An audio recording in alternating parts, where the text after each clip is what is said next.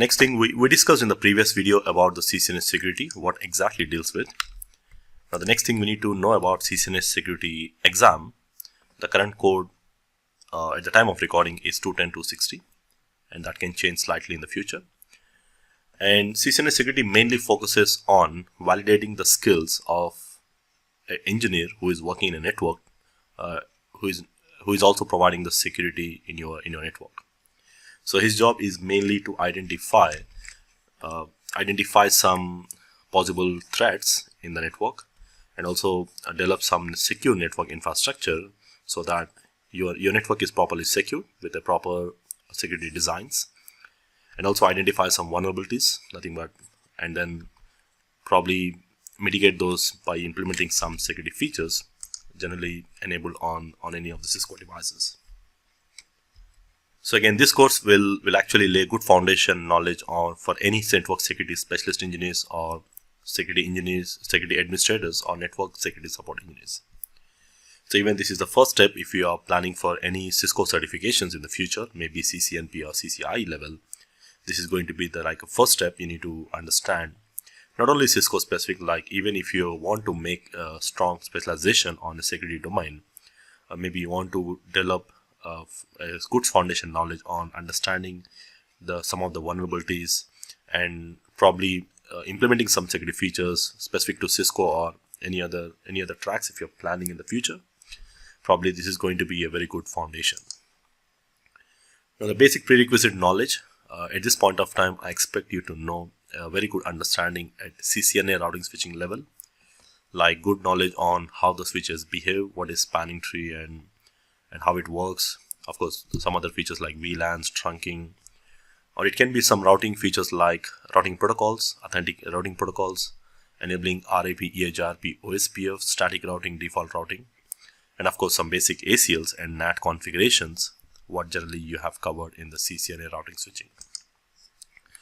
Now most of the target, anyone who wants to learn CCNA security, can be a network security specialist or a security technician, or maybe someone who want to enhance his skills and adding a security specialization in general, or it can be existing security engineers like security administrator. These are all the different types of roles. Most likely they are actually similar, or maybe something like Cisco channel partners who wants to understand how these devices work and where exactly they are used, so that it will be useful for them to use those devices in the networks. Now the next thing is CCNA security exams. So if you are preparing for any CCNA security exams after the training programs, you need to have a prerequisite CCNA routing switching certifications, or CCENT or any other CCI exam can act as a prerequisite to go for CCNA security exams. Now most of the exams, like other Cisco exams, here also we have 90-minute sessions, depends upon the region. Like in some non-English speaking countries, it will be around 120 minutes that you need to check with the Cisco website once.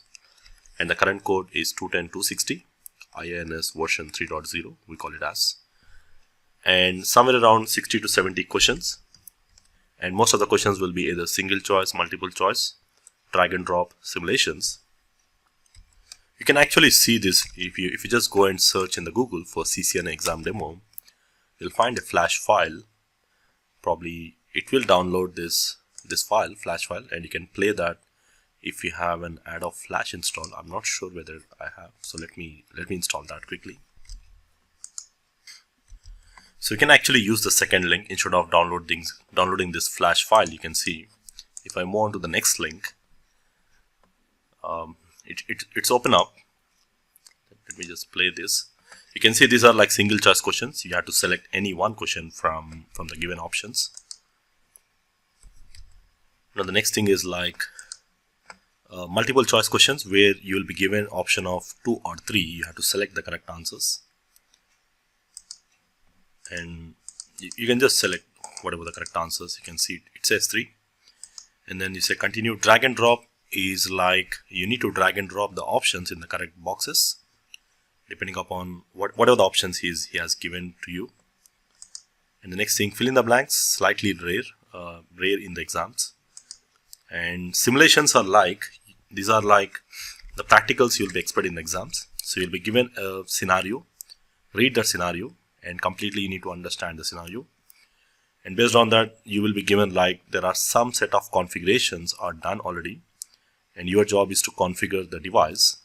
And you can see by clicking on that router, on this router, it will open up the console. Like this is a console cable, and then you need to execute the exact commands like you do on the real devices.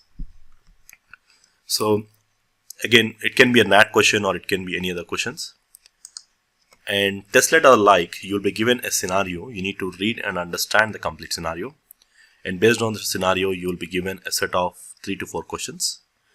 And once you understand that scenario, you will be in a position to you should be in a position to answer the questions. So select the correct answers depending upon this scenario or the output or based on the diagrams, whatever it is. And then finally you will be asked like simulate questions, where you'll be given some basic scenario, understand the scenario, and then the question says what is the IP address of that device.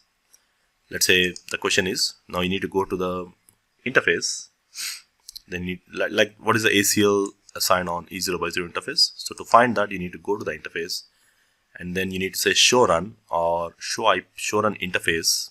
Of course, most of the advanced commands may not work. To see what is the ACL applied on that interface, ACL number, you have to select the correct answer. So these are the different types of questions you can expect in the exams. This is the standard format for most of the exams from CCNA to CCI written exams. And the passing score, again, it varies based on the exams. Like so most likely the passing score will be around 825 or 860. It varies again, but generally most of the standard Cisco exams have 825 at this point of time. Okay, so that's how the examination goes. So before you actually go for the exams, probably need to know the interface, how it's going to be tested, because if you know the interface, how it's going to be tested, it will be easy for you to understand the format and then answer according to that.